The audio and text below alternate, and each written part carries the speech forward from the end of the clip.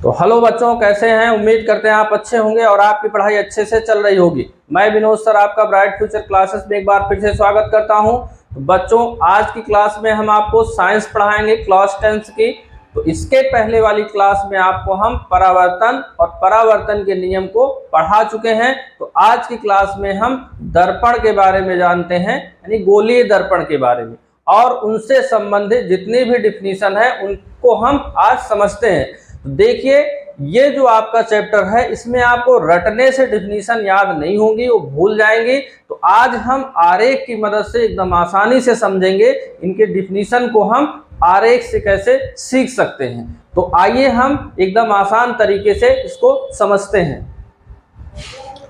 तो देखिए, सबसे पहले हम आज यहाँ पे समझेंगे कि दर्पण यानी कि गोलीय दर्पण आपका क्या होता है। तो गोलीय दर्पण के बारे में हम समझ लेते हैं।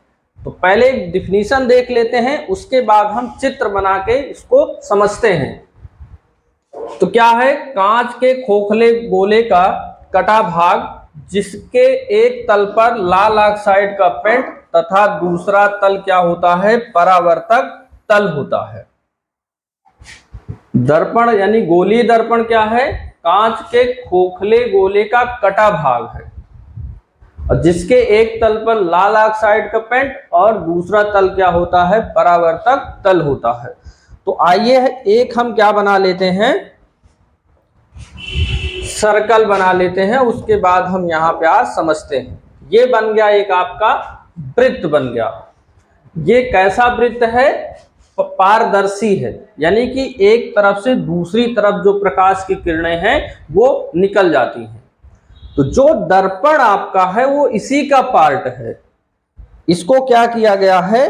काट दिया गया है। इसको हम क्या करते हैं? यहां से काट देते हैं और यहां से इसको हम ऐसे काट देते हैं। तो जब इसको हम काट दिए तो ये एक अलग पार्ट हो गया, एक अलग पार्ट हो गया। अब भी क्या है? पारदर्शी ही पार्ट है। इसमें जो किरणें हैं प्रकाश की वो इधर से उधर आपकी निकल जा रही हैं। उसमें किया क्या गया है? एक तल पर लाल ऑक्साइड का पेंट कर दिया गया।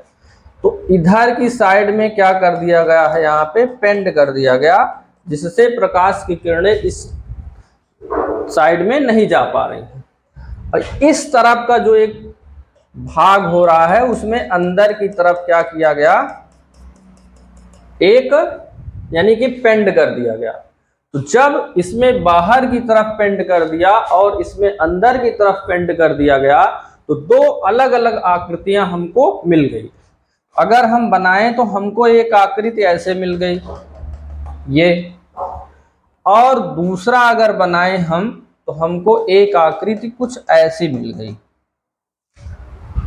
तो दो अलग अलग जो आकृतियां आपको गोलीय दर्पण से प्राप्त हुई उन्हीं को हम क्या बोलेंगे? गोलीय दर्पण बोलेंगे। और इधर आपका क्या किया गया है? लाल ऑक्साइड का पेंट किया गया है दोनों में। ठीक, तो इस तरह से आकृतियां आपको गोलीय दर्पण कहलाएंगी। अब हम देखते हैं कि जो गोलीय दर्पण होता है वो कितने प्रकार का होता है। तो अभी आप चित्र में देख लिए कि दो तरह की आकृतियां हमको मिली। तो दो तरह के हमको यहाँ पे गोलीय दर्पण मिले। उन दोनों तरह में पहला प्रकार आपका कौन है? अवतल दर्पण, और अगला जो प्रकार आपका होगा उत्तल दर्पण होगा। तो अवतल दर्पण की पहले हम परिभाषा देख लेते हैं, उसके बाद हम चित्र खींचकर समझते हैं। जिस दर्पण से प्रकाश का परावर्तन दबे हुए तल से होता है वो क्या कहलाता है? आपका अवतल दर्पण कहलाता है। तो देखिए, एक जो आकृतियां उधर बनी थी उनमें से एक ले लिए। क्या विशेषता है? कि जिस दर्पण से प्रकाश का परावर्तन दबे हुए तल से होता है। यहां पे चलिए खींच देते हैं, ये मुख्य अक्ष कहलाएगा। अभी हम आगे इसको समझते हैं। ये आपका क्या है? मुख्य अक्ष है। थोड़ा सा चलिए समझ लेते हैं। और यहां जहां दर्पण पे रेखा मिल रही है उसी को क्या बोलते हैं? ध्रुव बोलते हैं, पोल बोलते हैं। तो डिफिनीशन क्या हुई? जिस दर्पण से प्रकाश का परावर्तन दबे हुए तल से होता है। इसे बोलेंगे उठा हुआ तल और इसे बोलेंगे दबा हुआ तल। तो क्योंकि इस तरफ पेंट नहीं हुआ है तो इसी तरफ से इसका क्या होगा, प्रकाश का परावर्तन होगा। तो यही क्या कहलाएगा, आपका अवतल दर्पण कहलाएगा। तो चित्र देखकर आप बता सकते हैं कि इसमें जो परावर्तन है वो दबे हुए तल से हो रहा है, वो क्या कहलाएगा, अवतल दर्पण। तो परिभाषा रटने की जरूरत नहीं है, चित्र आप देखकर बता सकते हैं। आइए इसका अगला पार्ट हम देखते हैं, उत्तल दर्पण। उत्तल दर्पण उसी का उल्टा है। जिस दर्पण से प्रकाश का परावर्तन उभरे हुए तल से होता है वो क्या कहलाता है, आपका उत्तल दर्पण कहलाता है। तो यहां पे हम देख लेते हैं इसकी डिफिनीशन के बाद हम बनाते हैं दर्पण। दो प्रकार के, कैसा मिला था हमको दर्पण, ये तो अभी आपको बताए, ये मुख्य अक्ष कहलाता है। देखिए ये है उभरा हुआ तल, ये है धंसा हुआ तल। तो परावर्तन कहाँ हो रहा है, उभरे हुए तल से, क्योंकि जब पेंट इधर किया गया है तो परावर्तन तो इसी तल से होगा। तो इस तरह से अगर आकृति आपको दिखे उसको हम क्या बोलते हैं, उत्तल दर्पण बोलते हैं। तो इस तरह से आकृति देखकर आप बता सकते हैं कि इसमें जो परावर्तन हो रहा है वो उभरे हुए तल से हो रहा है, वो कहलाता है आपका उत्तल दर्पण कहलाता है। आइए हम आगे देखते हैं, डिफिनीशन इसकी देखते हैं। तो यहां पे एक हम दर्पण बना लेते हैं पहले, उसके बाद डिफिनीशन देखते हैं। ध्यान से समझिएगा, पूरा आपके समझ में आ जाएगा। तो देखिए यहां पे हम क्या करते हैं, ऐसे मिला देते हैं। अभी डिफिनेशन क्या है, उस गोले का केंद्र जिसका दर्पण एक भाग है क्या कहलाता है, वो आपका वक्रता केंद्र कहलाता है। ये उस गोले का केंद्र जिसका दर्पण एक भाग है, दर्पण का वक्रता केंद्र कहलाता है। तो वक्रता केंद्र होता क्या, देखिए एक हम बना लेते हैं पहले सर्कल। यही होता था क्या, आपका वृत्त का केंद्र होता था। ये वृत्त का केंद्र है, ध्यान से देखिए। उस गोले का केंद्र, जो गोले का केंद्र था वही दर्पण का क्या बन गया, वक्रता केंद्र बन गया। तो डिफिनीशन आप चित्र देखिए, ये तो आपको पता होना चाहिए कि वक्रता केंद्र है क्या। जो हमारा वृत्त था उसका केंद्र क्या बन गया, इसका वक्रता केंद्र कहलाएगा। वही डिफिनीशन लिखी है, उस गोले का केंद्र जिसका दर्पण एक भाग है वो क्या कहलाता है, दर्पण का वक्रता केंद्र। इसका सेंटर ये कहलाया आपका कर्वेचर ऑफ सेंटर। अब अगली हम डिफिनीशन देखते हैं, वक्रता त्रिज्या क्या होती है। उस गोले की त्रिज्या जिसका दर्पण एक भाग है, दर्पण की वक्रता त्रिज्या कहलाती है। तो फिर से एक सर्कल बनाते हैं। ये था सेंटर यानी कि केंद्र था, तो यही तो आपकी त्रिज्या कहलाती थी। ये क्या कहलाती थी, त्रिज्या कहलाती थी। और जब हमारा दर्पण बन गया तो यहां ये वाला जो O है इसका वक्रता केंद्र बन गया। तो यहां से यहां तक की जो दूरी है वही क्या कहलाएगी, वक्रता त्रिज्या कहलाएगी। उस गोले की त्रिज्या जिसका दर्पण एक भाग है तो क्या कहलाता है, दर्पण की वक्रता त्रिज्या कहलाती है। तो इस तरह से आप इसकी डिफिनीशन को समझ सकते हैं। तो देखिए अगला ध्रुव क्या होता है। दर्पण के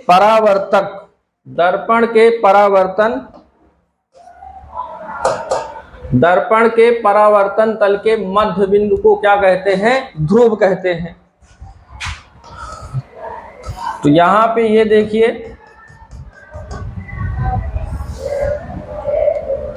दो दर्पण यहां पे हम बना लिए। इसको हम समझ चुके हैं, क्या बोलते हैं, अवतल दर्पण, और इसको क्या बोलते हैं, उत्तल दर्पण। तो दर्पण के परावर्तक तल के मध्य बिंदु को ध्रुव कहते हैं। तो ये है परावर्तक तल, इसे बोलेंगे, ये वाला जो पार्ट आपको दिख रहा है इसी को बोलेंगे परावर्तक तल। यानी कि यहीं से रेखाएं क्या होती हैं, परावर्तित होती हैं, इसलिए इसको क्या बोला जाएगा, परावर्तक तल। इसमें जो मिड पॉइंट है, मध्य बिंदु है, वही क्या कहलाएगा, आपका ध्रुव यानी कि पोल कहलाएगा। इसको हम P से प्रदर्शित करते हैं। तो आइए हम अगली डिफिनीशन देखते हैं, मुख्य अक्ष क्या होता है। देखिए, दर्पण के ध्रुव और वक्रता केंद्र को मिलाने वाली रेखा क्या कहलाती है, मुख्य अक्ष कहलाती है। तो एक फिर से बना लेते हैं दर्पण। देखिए, ये क्या है, पोल P, और ये क्या है, वक्रता केंद्र। तो जो ध्रुव है, जो वक्रता केंद्र है, इसको जो मिलाने वाली रेखा है वही क्या कहलाती है, मुख्य अक्ष कहलाती है। तो दोनों आप दर्पण बना के आप दिखा सकते हैं। ये क्या है, P, और इधर क्या है, ये आपका C है। तो यही क्या कहलाया, मुख्य। तो आप लोग चित्र जरूर बनाइए और चित्र बनाकर ही समझने की कोशिश करिए, जिससे आपको परिभाषाएं आपके दिमाग में फिट हो जाए। तो आप पटरी प्रकार पेंसिल लेके बैठिए और उसको चित्र बनाइए। तो देखिए, अगला हमारा क्या है, मुख्य फोकस क्या होता है। तो पहले डिफिनीशन देख लेते हैं, उसके बाद हम यहाँ पे आरेख खींचते हैं। तो दर्पण के मुख्य अक्ष के समांतर आने वाली प्रकाश की किरणें परावर्तन के पश्चात मुख्य अक्ष के जिस बिंदु पर मिलती हैं या मिलती हुई प्रतीत होती हैं, वह बिंदु क्या कहलाता है, दर्पण का मुख्य फोकस कहलाता है। तो देखिए, जिसमें वास्तव में हमारी रेखाएं जाती हैं वो अवतल दर्पण होता है, और जिसमें वास्तव में रेखाएं हमारी नहीं जाती हैं वो हमारा उत्तल दर्पण कहलाता है। तो चलिए पहले हम अवतल दर्पण बना लेते हैं। ये हमारा है अवतल दर्पण। अभी हम समझ चुके कि इसको ध्रुव बोलते हैं यानी पोल, उसको P से प्रदर्शित करते हैं, और यहां कहीं आपको मिलता है C, जिसे बोलते हैं वक्रता केंद्र। डिफिनीशन क्या बताई गई कि मुख्य अक्ष के समांतर चलने वाली प्रकाश की किरणें, ये है मुख्य अक्ष, इसी के समांतर प्रकाश की किरणें चलेंगी। तो देखिए, यहाँ पे एक प्रकाश की किरण डाल दिए, यहाँ पर एक प्रकाश की किरण, ये मुख्य अक्ष के समांतर दोनों रेखाएं चल रही हैं। नीचे की साइड में भी प्रकाश की किरण डाल दिए। आप जितना मन उतनी प्रकाश की किरणें डाल सकते हैं, लेकिन कम से कम हमको 4 रेखाएं यहाँ पे दिखाना है। बाकी आप 10-20 भी दिखा सकते हैं। तो ज्यादा रेखाएं हो जाएंगी, वहां पे आपको कंफ्यूजन हो जाएगा, दिखेंगी नहीं रेखाएं। तो 4 रेखाएं यहाँ पे हम मुख्य अक्ष के समांतर डाल लिए। अब क्या हो रहा है, इधर तो प्रकाश की किरणें जा नहीं पाएंगी। तो जब प्रकाश की किरणें इधर नहीं जा पाएंगी, तब प्रकाश की किरणों का क्या होगा, परावर्तन होगा। परावर्तन के पश्चात इसका नेचर होता है कि परावर्तन के पश्चात मुख्य अक्ष के किसी एक पॉइंट से ही जाएंगी रेखाएं। तो यहां से जब परावर्तन हुआ तो देखिए ये ऐसे निकल गई, यहाँ पे इस रेखा का परावर्तन हुआ, देखिए ये ऐसे निकल गई। यहां से परावर्तन हुआ तो ये ऐसे निकल गई। तो तीर का निशान आप लगा दीजिए, जिधर रेखाएं जा रही हैं, और इसका परावर्तन हुआ तो ये रेखा इधर की तरफ निकल गई। तो यहाँ पे एक चीज आप देख रहे हैं कि परावर्तन के पश्चात रेखाएं मुख्य अक्ष के किसी खास बिंदु से ही होकर जा रही हैं। ऐसा नहीं है कि अलग अलग होके जा रही हैं, वो जाएंगी भी नहीं। ये अवतल दर्पण का नेचर ही ऐसा है कि वो मुख्य अक्ष के किसी एक पॉइंट से ही होकर जाएंगी, और जिस पॉइंट से होकर जाएंगी उसी को हम क्या बोलते हैं, मुख्य फोकस कहलाते हैं। ये बहुत ही इंपॉर्टेंट डिफिनीशन है, इसको आप लोग एकदम अच्छे से समझिएगा। अगर आपको ये आरेख बनाना आ गया, इसी आरेख को बनाकर आप इसकी डिफिनीशन दे सकते हैं, कुछ याद करने की जरूरत नहीं है। तो देखिए क्या क्या किए हम। मुख्य अक्ष के समांतर चलने वाली प्रकाश की किरणें परावर्तन के पश्चात जिस बिंदु से होकर जाती हैं, अभी तो सिर्फ हम अवतल दर्पण के लिए बना रहे हैं, तो इसलिए लिख रहे हैं जाती हैं, उसे अवतल दर्पण का मुख्य फोकस कहते हैं। अब हम एक उत्तल दर्पण भी बना लेते हैं। तो देखिए, एक बना लिए हम उत्तल दर्पण, ये बना लिए हम मुख्य अक्ष। तो अब हमको क्या करना है, मुख्य अक्ष के समांतर कुछ रेखाएं डालना है। यहाँ पे हम 2 रेखाएं ऐसे डाल दिए, देखिए नीचे की तरफ भी 2 रेखाएं डाल दिए ऐसे। तो आप एक एक रेखा हम खींच रहे हैं, तो एक एक रेखा खींच कर ही आप बनाएंगे, एक साथ पूरा बना देंगे तो आपको कुछ समझ में नहीं आएगा कौन सी रेखाएं कहां पर जा रही हैं। तो देखिए इस रेखा का क्या हुआ, परावर्तन हुआ, और जब इसका परावर्तन होगा इस साइड में तो पेंट हुआ है, तो इधर तो रेखाएं जा नहीं पाएंगे, इसलिए क्या होंगी, ये कुछ इस तरह रेखाएं ये पीछे की तरफ जाएंगी। लेकिन पीछे की तरफ ऐसे बढ़ाने पे यहां पर ये मिलेंगी आके। इसी तरह ये रेखा इस तरफ कुछ निकल जाएगी, लेकिन पीछे की तरफ बढ़ाने पे कुछ ऐसे मिलेंगी।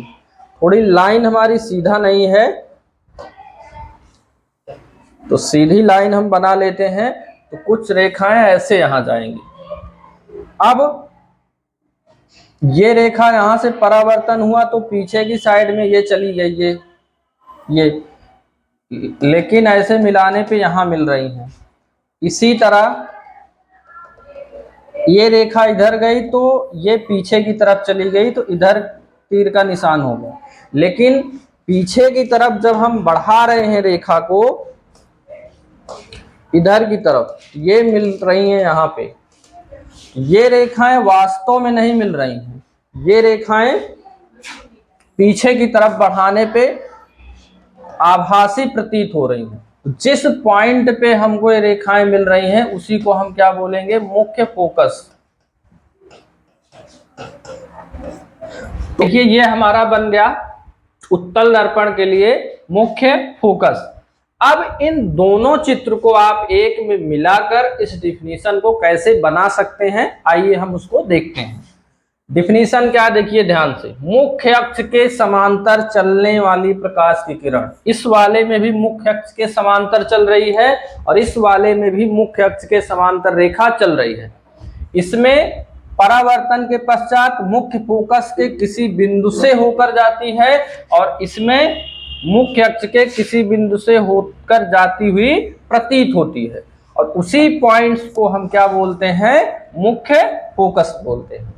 यही डिफिनीशन इसमें लिखी हुई है। इस तरह अगर आपको चित्र याद है तो चित्र देखकर ही आप डिफिनीशन को बता सकते हैं। ये जो भी मुख्य डिफिनीशन थी उनको हम देख लिए, आरेख भी बनाकर, और उनकी डिफिनीशन को भी देख लिए। अब आइए हम अगला टॉपिक देखते हैं। अगला टॉपिक क्या है कि गोलीय दर्पण से बनने वाले प्रतिबिंबों के नियम, यानी कि इन दोनों गोलीय दर्पण से जो हमको इमेज बनाना है, प्रतिबिंब बनाना है, उनके लिए कुछ रूल की आवश्यकता पड़ेगी। उन्हीं रूल को हम यहाँ पे पढ़ते हैं। तो टोटल यहाँ पे 3 रूल हैं, तो तीनों रूल को हम एकदम अच्छे से समझते हैं। अगर वो रूल याद हो जाएंगे तब आपको एकदम आसानी से चित्र बना सकते हो। तो पहला रूल लिखा हुआ है, उसको देखते हैं, फिर चित्र से हम समझने की कोशिश करेंगे। क्या है, दर्पण के मुख्य अक्ष के समांतर चलने वाली प्रकाश की किरणें परावर्तन के पश्चात मुख्य फोकस से जाती हैं या आती हुई प्रतीत होती हैं। तो अवतल दर्पण में वास्तव में रेखाएं जाती हैं और उत्तल दर्पण में वास्तव में नहीं जाती हैं। तो देखिए इसका हम चित्र कैसे बनाते हैं। देखिए ये है मुख्य अक्ष, इसके समांतर ये रेखा जा रही है, परावर्तन हुआ तो मुख्य फोकस के किसी पॉइंट से होके जा रही, देखिए ये गई यहाँ पे, परावर्तन हुआ तो ये निकल गई, ये गई और ये गई। तो ये पहला रूल हुआ कि अगर मुख्य अक्ष के समांतर कोई रेखा डाल रहे हैं तो परावर्तन के पश्चात कहां से जाएगी, मुख्य फोकस से होकर जाएगी, और जिसमें आती हुई प्रतीत होती है उसके लिए आपको उत्तल दर्पण में प्रतीत होती। देखिए ये गई, ये गई और ये जा रही है और ये जा रही है। तो इस तरफ देखिए सीधी रेखा बनाने के लिए, क्योंकि हमारे पास तो पटरी है नहीं यहाँ पे, देखिए ये यहाँ गई तो ये इस तरफ निकल गई, लेकिन दूसरी तरफ ये जाती हुई प्रतीत हो रही है। ये रेखा गई, इसका क्या हुआ, परावर्तन हुआ तो ये इस तरफ निकल गई, पीछे की तरफ जाती हुई प्रतीत हो रही है। ये रेखा गई तो परावर्तन हुआ तो ये पीछे की तरफ निकल गई, पीछे की तरफ जो निकल गई, पीछे की तरफ बढ़ाने से ये यहाँ मिल रही है। और ये वाली रेखा गई, यहाँ पे परावर्तन हुआ तो इधर की तरफ निकल गई, पीछे की तरफ बढ़ाने से कहाँ से जाएगी, फोकस से। फोकस को ही हम मुख्य फोकस बोलते हैं। तो जब भी मुख्य अक्ष के समांतर रेखा जाएगी तो अवतल दर्पण में जाती हुई यहां से द्वितीय जाती हुई फोकस से जाएगी और इससे जाती हुई प्रतीत होगी। तो यही आपका रूल है। दूसरा रूल क्या कह रहा है, मुख्य फोकस से होकर जाने वाली या मुख्य फोकस की ओर जाने वाली प्रकाश की किरणें दर्पण से परावर्तित होकर मुख्य अक्ष के समांतर हो जाती हैं। तो पहले रूल का उल्टा है, देखिए क्या बोल रहा है। ये सारे रूल आपको पता होने चाहिए, याद होंगे तभी आप इमेज बना सकते हैं। देखिए ये आपका है मुख्य फोकस, मान लीजिए यहां से कोई प्रकाश की किरण ऐसे गई, ये जा रही है ऐसे, तो यहां पे क्या हुआ, परावर्तन हुआ। तो परावर्तन के पश्चात क्या हुआ, यहाँ पे मुख्य अक्ष के क्या हो गई, ये समांतर हो गई, इधर की तरफ गई ये, तो यहां से गई, देखिए ये जब यहां से ये जा रही है लेकिन परावर्तन हो रहा है तो ये मुख्य अक्ष के क्या हो गई, समांतर हो गई आपकी रेखा। इस तरह से कोई रेखा यहां गई, यहां से क्या हुआ, मुख्य अक्ष के समांतर हो गई ये, यहां से कोई रेखा जा रही है, यहां पे क्या हुआ, परावर्तन हुआ तो ये मुख्य अक्ष के समांतर हो गई। तो तीर का निशान सब इधर रहेगा भाई। तो ये आपका हो गया दूसरा रूल। तो मुख्य अक्ष से कोई रेखा गई, यहां से परावर्तन हुआ तो इधर चली गई, ये दूसरी रेखा गई, यहां से परावर्तन हुआ तो मुख्य अक्ष के समांतर हो गई, यहाँ पे ये भी मुख्य अक्ष के समांतर, ये रेखा आई, यहाँ परावर्तन हुआ तो ये भी मुख्य अक्ष की क्या हो गई, समांतर हो गई। वास्तव में अगर जा रही है तो अवतल, उत्तल के लिए देखो कैसे बनेगा, ये आपका यहां कहीं आपका फोकस होता है, इसके ओर आने वाली यानी कि एकदम सीध में ऐसे खींचेंगे आप, तो यहां जैसे ही परावर्तन हुआ ये मुख्य अक्ष के समांतर हो के रेखा इधर चली गई, लेकिन पीछे की तरफ बढ़ाने पे ये यहाँ पे मिल रही है। फिर देखिए एक रेखा ऐसे डालिए, ये मुख्य फोकस की ओर आती हुई प्रतीत हो, लेकिन यहाँ परावर्तन हुआ तो ये हो गई मुख्य अक्ष के समांतर, इधर चली गई, लेकिन पीछे की तरफ बढ़ाने से ये यहाँ पे प्रतीत हो रही। इधर ऐसी रेखा डालिए थोड़ा तिरछा, ये जा रही है, यहाँ इसका क्या हुआ, परावर्तन तो मुख्य अक्ष के समांतर हो गई, पीछे की तरफ बढ़ाने से ये हो गया। एक और रेखा आप डालिए इसी के सीध में ऐसे, तो इसका परावर्तन हुआ तो मुख्य अक्ष के समांतर हो गई, लेकिन पीछे की तरफ बढ़ाने से ये मुख्य फोकस की ओर जाती हुई प्रतीत हो रही हैं। तो इस रूल का मतलब आप समझ लिए, मुख्य फोकस से होकर जाने वाली, ये मुख्य फोकस से होकर जा रही है, देखिए या मुख्य फोकस की ओर जाने, की ओर जाने का मतलब हुआ कि उत्तल दर्पण के लिए बोल रहा, ये मुख्य फोकस की ओर, ये इसी की ओर ये आ रही है। फिर क्या हुआ, परावर्तित होकर मुख्य अक्ष के समांतर हो जाती है। यहां से इसका परावर्तन हुआ, देखिए ये मुख्य अक्ष के समांतर, ये समांतर, यहाँ पे ये रेखा ही इसका यहाँ परावर्तन हुआ तो ये मुख्य अक्ष के समांतर हो गई। देखिए ये भी समांतर हो गई, ये भी समांतर हो गई। तो ये आपका हो गया दूसरा रूल। तीसरा रूल देखते हैं कि वक्रता केंद्र से होकर जाने वाली या वक्रता केंद्र की ओर जाने वाली प्रकाश की किरणें परावर्तन के पश्चात मुख्य यानी अपने मार्ग में वापस लौट जाती है।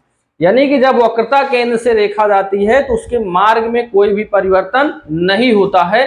देखिए चित्र से कैसे समझते हैं, ये है F, ये यहां कहीं है C। तो अगर वक्रता केंद्र से ये रेखा गई यहाँ पे, ये जा रही है, इसका यहाँ परावर्तन होगा तो उसी दिशा में ये वापस लौट जाएगी, कहीं भी इसका परावर्तन नहीं होगा। तो ये जाने वाली है और उसमें वक्रता केंद्र की ओर यहां पे जा रही है, वास्तव में नहीं जाएगी। देखिए यहां कहीं F है, यहां कहीं क्या है, C है। इसी ऐसी रेखा डालिए कि एकदम सीध में ऐसे रहे, ये इधर से आ रही है, यहां इसका क्या हुआ, परावर्तन हुआ, तो ये क्या हुआ, वापस उसी दिशा में लौट गई। पीछे की तरफ बढ़ाएंगे तो ये वक्रता केंद्र की तरफ क्या होगी, मिलेगी। तो इसका क्या मतलब हुआ कि वक्रता केंद्र से होकर जाने वाली ये जा रही है, या वक्रता केंद्र की ओर जाने वाली ये वक्रता केंद्र की ओर जा रही है, परावर्तन हुआ तो अपने मार्ग में वापस लौट गई, ये इधर वापस लौट गई, लेकिन पीछे की तरफ बढ़ाएंगे तो C पे मिलती है यहाँ पे, और ये देख रहे हो यहाँ परावर्तन हुआ है तो वास्तव में ही लौट रही है। तो ये 3 नियम आपके हो गए। इन्हीं 3 नियम की मदद से जो भी हमको प्रतिबिंब बनाना है अलग अलग स्थितियों में, वहां पे इसका हम यूज करेंगे। तो आप लोग इसको एक बार इसका रूल लिखिए, उसके बाद आप आरेख 2 बार 4 बार खींचिए, उसके बाद अपने आप ये दिमाग में फिट हो जाएगा। तो आप रटने की कोशिश करेंगे तो रट कर आप इसको नहीं पढ़ सके हैं, नहीं पढ़ सकते, कई बार आपको हम बता चुके हैं। इतना आप लोग तैयार करिए। इसके अगली वाले क्लास में हम प्रतिबिंब बनाने के जो नियम हैं उनको, हम नियम तो पढ़ लिए, उससे जो प्रतिबिंब बनेंगे उनको हम देखेंगे।